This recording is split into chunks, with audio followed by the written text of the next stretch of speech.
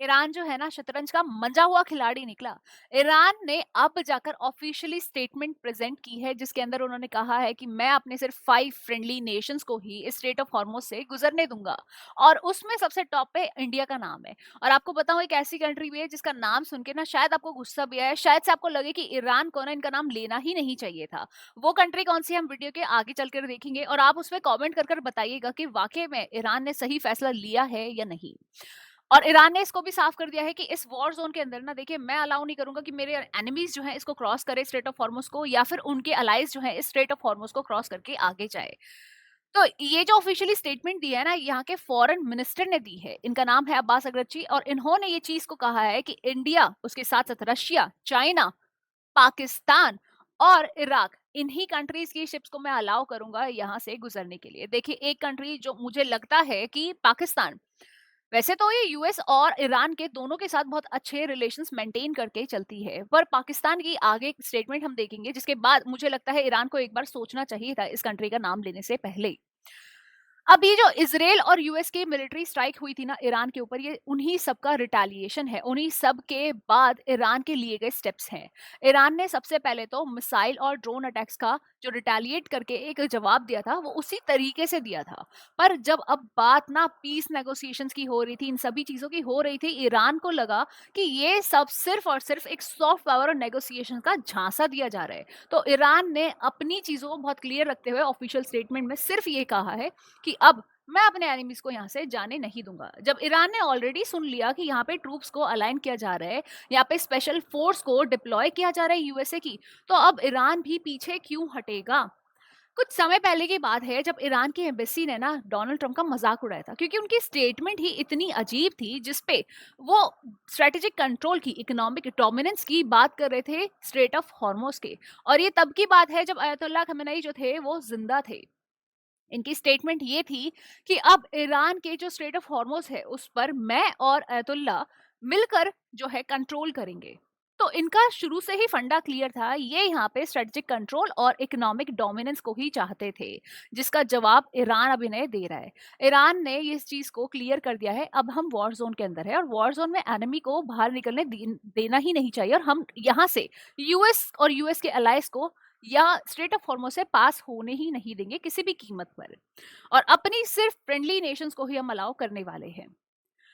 इससे पहले क्या हुआ था कि अभी बात चल रही थी पीस टॉक्स की। पीस टॉक्स जो एजेंडा दिखाया गया था 15 पॉइंट्स एजेंडा, जो कि यूएसए ने पाकिस्तान के थ्रू ईरान पर भेजा था। और इन सभी टॉक्स के द्वारा ना ये चाहते थे कि वॉर को रोक दिया जाए। तो यूएस ने अपनी जो जितनी भी वांट्स थी ना उसको प्रेजेंट किया था, उसको टेबल पर रखा था। वो सारी वांट्स क्या थी, सबसे पहला था कि ईरान की न्यूक्लियर पावर प्रोग्राम जो है ना उसको बंद कर दिया जाए। दूसरा था कि यूरेनियम एनरिचमेंट जो प्रोग्राम है उस पर भी एक तरीके से स्टॉप पॉइंट लगा दिया जाए, मतलब कि उसको भी रोक दिया जाए। तीसरा था प्लास्टिक मिसाइल्स को रोक दिया जाए, ठीक है, उस पर रेस्ट्रिक्शंस लगा दी जाए। स्ट्रेट ऑफ हॉर्मोज जो है वो सभी के लिए ओपन हो जाए। और उसके बाद इस वॉर को एंड करते हैं। इसके साथ साथ जितने भी आपकी सपोर्टिंग कंट्रीज है जिनके आप सपोर्ट करते हैं, जैसे इराक है या फिर सीरिया है, लेबनान है, इन सभी को ना ये जो सपोर्ट करते हो उसको रोक दो। ये यूएसए ने ईरान को कहा था। अब ईरान ने इसके बदले में इनको क्या बोला, तो ईरान यहाँ पे बोलता है कि जितने भी यूएस के मिलिट्री बेसिस है ना हमारे आसपास के गल्फ रीजन में, उन सभी को हटाओ अब। ठीक है, दूसरा का जो हम पे सेंक्शंस लगा रखे है ना वो सारी की सारी इमीडिएटली हटाओ। ठीक है, उस पर कोई भी डिले नहीं चलेगी। तीसरा इन्होंने कहा जो स्ट्रेट ऑफ हॉर्मोज है उस पर तो मैं ही रखूंगा अपना डोमिनेंस, उसके साथ साथ यहाँ की जो ट्रांजिशन फीस है ना वो भी मैं ही लूंगा। फिर इन्होंने कहा जो मिसाइल प्रोग्राम्स है उस पर कोई लिमिट आप नहीं लगा सकते। फिर इन्होंने एक और चीज कही, जो इसराइल है जो स्ट्राइक्स वो कर रहा है हिजबुल्ला पर और अदर ग्रुप्स पर, उनको बोलो कि वो सभी को रोके। ये इसीलिए चीजें जो है ना थम गई। ये टॉक्स जो है वो कंप्लीट नहीं हो पाए, नेगोशिएशंस जो है वो एंड तक पहुंच ही नहीं पाए। और इन सभी का ये जो सभी चीजें हैं ये क्यों मैटर करती हैं आप लोगों के लिए, क्योंकि ये जो वॉर है ना ये फरवरी 28 से लेके अभी तक अगर देखोगे तो एक चौथे वीक में आ चुका है। मतलब ये वॉर खिंचता ही चले जा रहे हैं, रुकने का नाम नहीं ले रहा है। इसके अलावा जो स्ट्रेट ऑफ हॉर्मोज है जहां से ऑयल सप्लाई होती है उसके रुकने के कारण पूरा का पूरा वर्ल्ड जो है इसमें स्ट्रगल कर रहा है। अभी तक स्टॉक्स का ना कोई भी रिजल्ट निकल के नहीं आया है, कोई भी इमीडिएट सॉल्यूशंस इसमें निकल कर नहीं आ रहे हैं, इसीलिए जो स्टॉक्स है अब रुक गई है। और रुकने का कारण अभी हम लोगों ने डिस्कस कर ही लिया है, जिस तरीके से इनके कॉन्फ्लिक्ट जो है ना, मतलब दोनों के इंटरेस्ट डिफरेंट है और दोनों की चीजें जो है ना वो डिफरेंट पैथवेज पर जा रही हैं। तो ईरान ने इसीलिए यूएस के पीस प्लान को रिजेक्ट कर दिया और इन्होंने बोला कि ये जो एग्रेशन एसिनेशंस है ना, ये सभी चीजों को कंप्लीटली आप खत्म कर दो। ऐसी चीजों को ईरान ने प्रेजेंट किया, फिर भी डोनाल्ड ट्रंप इस पर कोई भी जवाब अभी नहीं दे रहे। पीस टॉक्स का मतलब ही नहीं था, बस वो आप मिलिट्री एक जो एग्रेशन है उसको ऊपर दिखाकर फिर नेगोशिएशंस को दिखाकर सिर्फ एक कंट्री को सप्रेस कर रहे थे, एक कंट्री को दबाना चाहते थे, जिसमें ईरान ने इन्हें साफ किया कि कोई भी कंट्री ना एक मेजर जाइंट कंट्री से छोटी नहीं होती अगर वो अपने पे आ जाए तो। जियोपॉलिटिक्स में ना दो ही तरीके होते हैं, या तो रियलिज्म जिसमें हम पावर की बात करते हैं, जिसके पास ज्यादा मिलिट्री है, जिसके पास ज्यादा सर्वाइवल स्किल्स हैं, हम उनकी बात करते हैं, या फिर कंस्ट्रक्टिविज्म जिसका मतलब होता है हम आइडियाज, फिलोसफी, आइडेंटिटी और परसेप्शंस की बात करते हैं, जो आज के समय पे चल रहे हैं, कि हम ईरान के बारे में बात कर रहे हैं या फिर यूएसए के बारे में बात कर रहे हैं। और अभी भी हम कंस्ट्रक्टिविज्म की तरफ ही जा रहे हैं, जब डोनाल्ड ट्रंप बार बार हमारा परसेप्शन बिल्ड करवा रहे हैं कि हम नेगोशिएशन पीस टॉक्स की तरफ बढ़ते दिखाई दे रहे हैं, पर ईरान इसमें साफ अपना बता के बैठा है कि रियलिटी ये है कि आप सिर्फ मिलिट्री फोर्स को यूज करना जानते हो, पीस टॉक्स आपके बस की ही नहीं है। आप अपनी कंट्री का एक पैसा जो है इस वॉर में लगा रहे हो, जो कि हर कंट्री देख रही है। देखिए ये चीज ना पहले रशिया ने भी की थी, यूएसएसआर ने भी की थी, अब वही चीज को दोहरा रहा है यूएसए।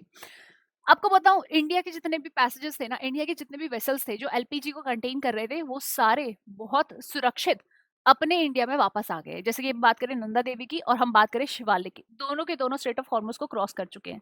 अब ये हमारी कंट्री के लिए एक बहुत बड़ी चिंता को हटाने वाली चीज थी कि देखा हमने, जिससे एलपीजी की सप्लाई हमारे इंडिया में बिल्कुल बनी रहेगी। इसके साथ साथ हमारी कंट्री के लिए जो ऑयल प्राइसेस है उसके ऊपर जो हमें चिंता थी वो थोड़ी कम होती दिखाई दे रही। अब हम साथ में बात कर रहे थे पाकिस्तान की, तो पाकिस्तान ने एक स्टेटमेंट जारी की, उनके प्राइम मिनिस्टर जो है ना शहबाज शरीफ, वो ये कहते हैं कि भाई ये जो नोबेल पीस प्राइज अवार्ड है ना, इसके लिए मैं नॉमिनेट करता हूँ डोनाल्ड ट्रंप को। एक ऐसा व्यक्ति जो कभी भी जाके वॉर छेड़ रहा है, एक ऐसा व्यक्ति जो अपने खुद के एक नेशन के ह्यूमन एसेट की वैल्यू नहीं कर रहा है, एक ऐसा व्यक्ति जो अपने खुद की नेशनल वेल्थ को ना वॉर के अंदर लगा रहे हैं, क्या वाकई में वो डिजर्विंग है इसके अनाउंसमेंट, इसकी नॉमिनेशन तक के लिए? और नॉमिनेशन देखो कर कौन रहे हैं, पाकिस्तान के प्राइम मिनिस्टर।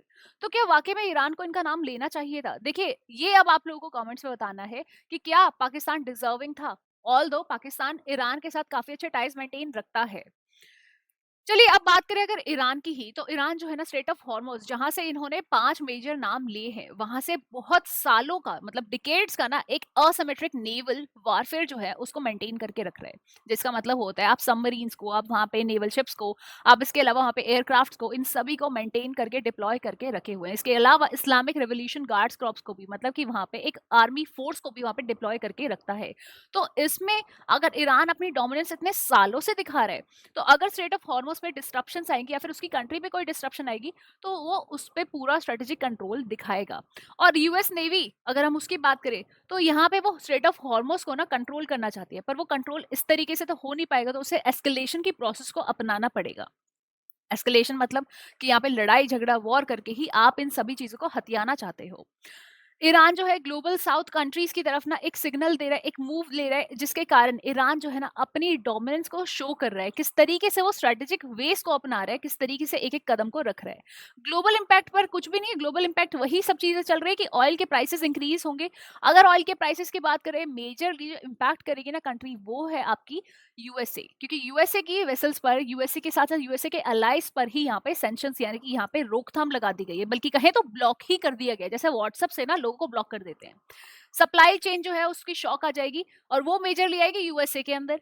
ठीक है, एनर्जी सिक्योरिटी जो है ग्लोबली इंक्रीज होगी, पर जितना देखा जाए ना अब जो हमारे फ्रेंडली नेशंस है, मतलब कि जैसे इंडिया भी है, इंडिया के लिए थोड़ी सी रियायत देखने को मिल रही है कि इंडिया के ऊपर इतना भारी असर अब देखने को नहीं मिलेगा। ईरान का पूरा पर्सपेक्टिव अगर आप जान लेंगे ना, तो ईरान के बारे में आपको पता चलेगा। देखिए कोई भी ना वॉर को आगे से बढ़ा ही नहीं रहा था, ये डिफेंसिव स्ट्रेटेजी को अपना रहा था तब से, और अभी तक ये डिफेंसिव स्ट्रेटेजी पर ही है। यूएस इसराइल के एग्रेशन का ना सिर्फ ये रिस्पॉन्स दे रहा था, उनके जवाबों को, उनकी चीजों का रिटेलिएशन दे रहा था। इसके अलावा ये अपनी सॉवरेनिटी को ना ये दिखा रहा था कि एक कंट्री जो है ना अगर चाहे अपनी सॉवरेनिटी की बात करे ना, तो वो कितनी हद तक अपनी नेशन को मेंटेन कर सकती है, सिक्योर कर सकती है। वेस्टर्न पर्सपेक्टिव की बात करोगे तो आपको इन लेडी की ना बात सुनकर भी ना आश्चर्य होगा, इनके खुद की कंट्री के लोग इनके बारे में क्या सोच रहे हैं। वेस्टर्न कंट्री से मेरा मतलब है यूएसए का। और violation of international maritime norms, कि आप लोग मैरिटाइम नॉर्म्स और लॉज जो है उसको एक तो वायलेट कर रहे हैं, ठीक है। इसके अलावा वेपनाइजेशन अपना रहे हैं, जितने भी ग्लोबल ट्रेड रूट्स हैं उन सभी जगह पर आप अपनी शिप्स को डिप्लॉय कर रहे हैं, सबमरीन्स को डिप्लॉय कर रहे हैं, जिसके कारण वॉर जो है और भी ज्यादा बढ़ता चला जा रहा है। अब एक बार आप इस लेडी की ना बातों को सुनिएगा। ये कहती है ट्रम्प जो एक बिलियनरी है, उनको इस वॉर से तो कुछ लेना देना नहीं, कि उनको पे नहीं करना ना, ना उनकी फैमिली फ्रंट लाइंस पर है। तो एवरीडे जो अमेरिकन है उन्हीं को इस वॉर की कॉस्ट ना पे करनी पड़ेगी।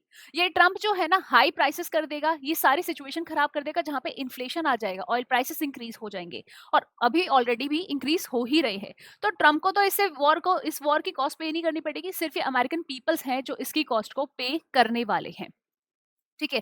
चाहता तो इन पैसों को अफोर्डेबल हाउसिंग में लगा सकता था, बहुत सी अदर एक्टिविटीज और बहुत सी अदर नए इनिशिएटिव्स में लगा सकता था, पर इसने वॉर को चुना है। आपको एक नया पर्सपेक्टिव अब मैं बता दूं, ये जो डोनाल्ड ट्रंप है ना अब इस बात को हजम नहीं कर पाएगा, क्योंकि ईरान ने इंडिया का नाम टॉप पर लिया है। इन 5 नेशंस में से सबसे ऊपर इंडिया का नाम लिया गया। इंडिया की वेसल्स शिवालिक हुई या फिर नंदा देवी हुई, उसको रिलीज भी कर दिया गया। तो अब डोनाल्ड ट्रंप की स्टेटमेंट इंडिया के लिए क्या रहेगी ना, अब ये देखा जाएगा। ये जो सारा कन्फ्लिक्ट और ये जो वॉर है ना, ये वॉर जितने भी ऑयल रूट्स है उन सभी को एक वेपन बना रहे हैं, जितनी भी आइडेंटिटीज है उसको स्ट्रेटेजी बना रहे हैं, और जो न्यूट्रल है मतलब इंडिया की बात कर रहे हैं, जो न्यूट्रल है ना वो सुपर पावर बनती हुई दिखाई दे रही है। और ये जो कंट्री है इंडिया, अपने नेशन की हम बात करें तो हमारी सुपर पावर जो है एक डिसीजन मेकर है। और ये डिसीजन मेकर जो है ना, जो ऑब्जर्वर स्टेट में नहीं रह गई है, ये ऑब्जर्व करके स्ट्रेटेजिक स्टेप्स को लेती है, और इसे पता है अपने डाइवर्सिफाइड सोर्सेस से किस समय पे कहाँ पे डील करनी है। आप लोग का इस पे क्या विचार है, प्लीज कमेंट्स में बताइएगा। वीडियो अच्छी लगी तो लाइक कीजिएगा, शेयर कीजिएगा और चैनल को सब्सक्राइब करके जरूर जाइएगा। मिलते हैं आप लोगों से नेक्स्ट वीडियो में। Till then take care, bye bye.